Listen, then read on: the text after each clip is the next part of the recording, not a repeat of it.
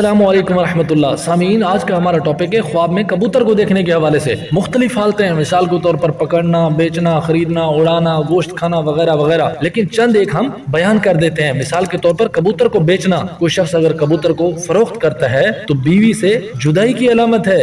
اور اگر کوئی شخص شادی شدہ ہے اور اس کی گھر میں بیٹی جوان ہے اور وہ اس کو دیکھے کہ وہ کبوتر کو فروخت کر رہا ہے تو بہت جلد بیٹی کی رشتہ ہو جانے کی علامت ہے. اور اگر کوئی شخص شادی شدہ نہیں ہے لیکن پھر بھی کبوتر کو بیچتا ہے تو محبوب سے جدائی کی علامت ہے. کبوتر کو بیچے اور بہت زیادہ مال کمائے تو رزق میں برکت کی علامت ہے. اور کوئی شخص کبوتر خریدتا ہے تو رشتہ مانگنے کی کوشش کرے گا. خریداری میں کامیاب رہا تو رشتے میں بھی کامیابی، ناکام رہا تو رشتے میں بھی ناکامی رہے گی. اور بہت ساری حالتیں، اڑتے ہوئے دیکھنا، گوشت کھانا، سفید کبوتر، ہرا کبوتر وغیرہ دیکھنا. اگر آپ ان کے بارے میں تعبیر جاننا چاہتے ہیں تو ہماری جو فل ویڈیو ہے اسی چینل پر، چینل کو سبسکرائب کریں اور کبوتر کی تعبیر کے حوالے سے اس ویڈیو کو آپ دیکھ سکتے ہیں. السلام علیکم ورحمۃ اللہ.